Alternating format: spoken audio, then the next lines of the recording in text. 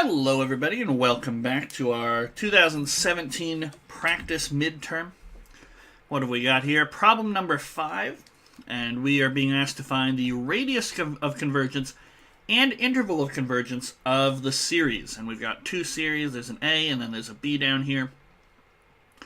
And we're being asked to state clearly which tests we're using when we're using them.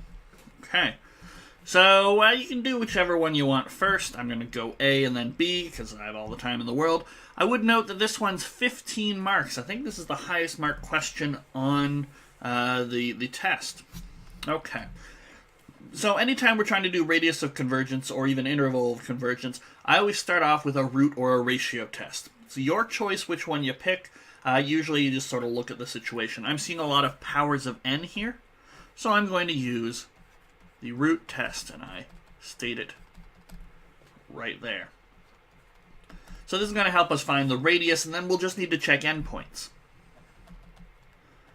Okay, and that's always standard procedure. If they just want radius of convergence, you don't need to deal with endpoints or anything like that, but quite often we will ask for everything.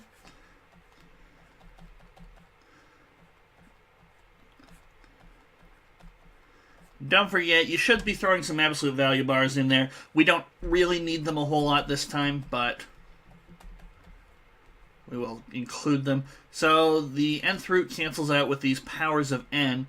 We're left with an nth root of n, 5, and then on top an x plus 1.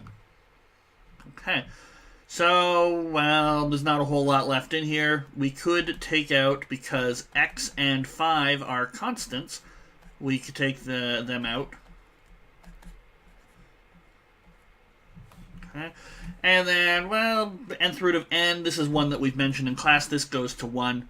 So our row here is just going to end up being the absolute value of x plus 1 over 5. All right, now we get convergence if rho is less than 1, and divergence if rho is greater than 1. So this is a perfect way to figure out the radius of convergence. So here's what we're going to do. Rho has to be less than 1, so that means x plus 1 over 5 has to be less than 1. So that means x plus 1 has to be less than 5. And then we could break this up into negative 5 less than x plus 1 less than 5. And then we could subtract 1 from both sides. Okay. So you could either say at this point, this 5 here, you can say, the radius is going to be 5. I usually wait till the end of the interval just so I don't make any accidental mistakes. Ugh, that was hard to get out. And so what I usually do is say, take the bigger number, subtract off the smaller number. In this case, 4 minus negative 6 is 10, divide by 2, and the radius is 5. But I always wait till I get to the very end, my open interval there. So I'd probably state very clearly, radius of convergence is 5. And now my interval contains negative 6 to 4. That's what we just proved up here. We need to check endpoints. Okay, so we just put them in one at a time. I don't know, let's say x is 4. We'll have sums, n goes to 1. 4 plus 1 to the n over n, 5 to the n. Well, we're going to get 5 to the n on top, 5 to the n on bottom. This is just going to be 1 over n.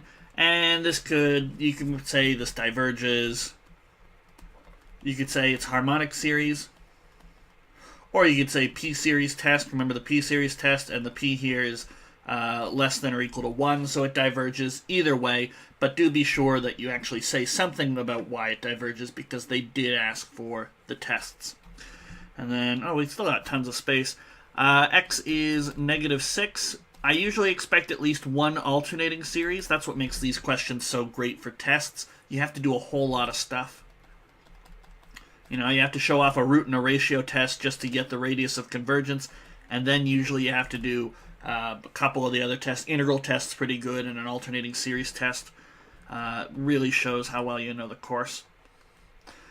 All right, so -6 plus 1, we're going to get -5 to the n on top, and 5 to the n on the bottom. These guys will cancel out and leave a -1 to the n on top. Okay, and this turns out to be -1 to the n plus 1, or n minus 1, whichever one you really want, over n. This is the alternating harmonic series, although that one's a little less well known, so I probably wouldn't just say converges by alternating harmonic series. I'd probably, do a very quick alternating series test, so I abbreviate with AST. Throw some absolute value bars around the whole thing. Okay, so the BNs are 1 over n, and the limit of the BNs is 0. Write one more line of that, why don't we? Okay, so that's true. And then for n, well, n is less than n plus 1, so 1 over n is greater than 1 over n plus 1. So the Bn is greater than Bn plus 1. So the Bn are decreasing. And that's the other thing we have to check. So by the alternating series test, we get convergence. Okay, so my interval of convergence, I usually abbreviate it IOC, and radius of convergence can be ROC, is going to be, we don't have 4, but we do have -6. Okay, and I might even summarize also the radius of convergence is 5. Okay, there we go. Shown all our work. Things are nice and neatly labeled, and the series, the tests that we're using are labeled. You might actually write out alternating series test at least once, but most people know the abbreviation AST. Okay, so we got one more to do, and then what we got here? So again, you choose root or ratio test. The presence of the n factorial here makes me think ratio test might be nice, clean, and easy. Just looking at this, if I ignore the root n, this sort of looks like the power series for e to the x, which converges everywhere. Now, root n is not, compared to n factorial, it's nowhere near as powerful. So I'm actually going to guess that the radius of convergence is everywhere, and so the interval we're looking for, we won't need to check endpoints. It'll just be converges for all r.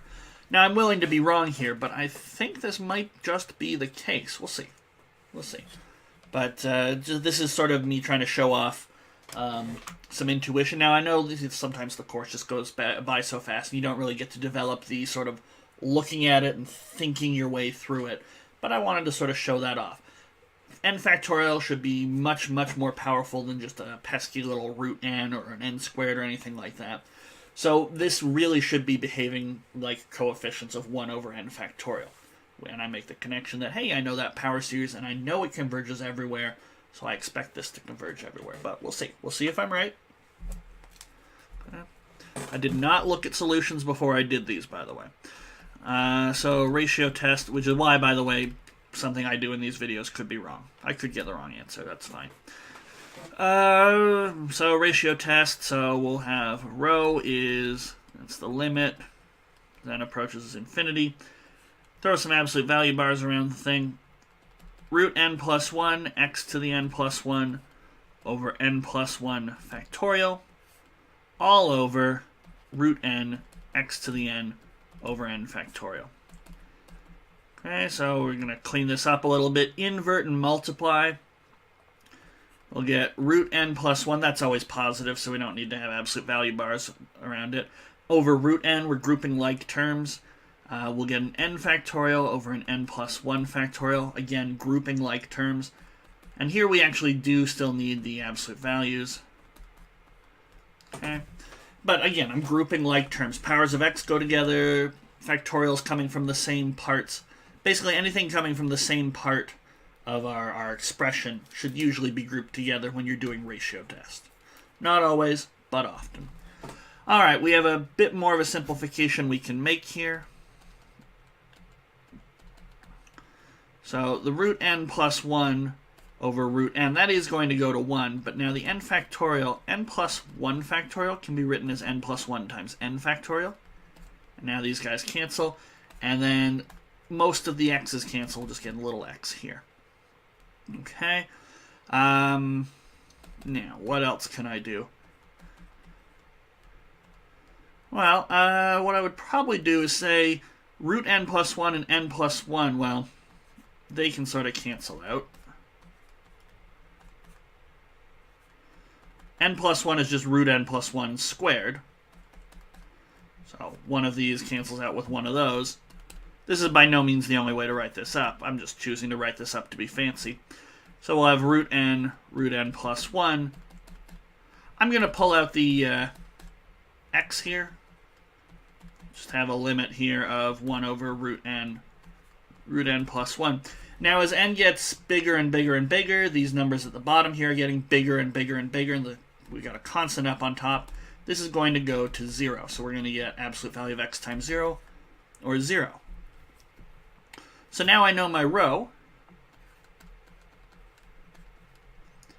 Since rho equals 0, well, let's say, since for all x, rho is equal to 0, which is less than 1, then for all x, the series converges, just as I predicted. So the interval of convergence is all of the real numbers, and the radius of convergence is, well, we tend to say infinity. Okay, but that finishes up question number 5, certainly a more involved question, 15 marks. Of course, it's going to be more involved. I'm surprised there wasn't one where we had a radius of 0. Okay, we had sort of a non-trivial radius, then we had one that had a rather trivial radius. But that's okay. Not here to knock the last year's contest. We're just here to prepare for next year's. I said contest, I meant just test. We're here to prepare for this year's test. And yeah, that's question 5. We got one more to go, I believe, so I will see you in the next video to finish off the paper.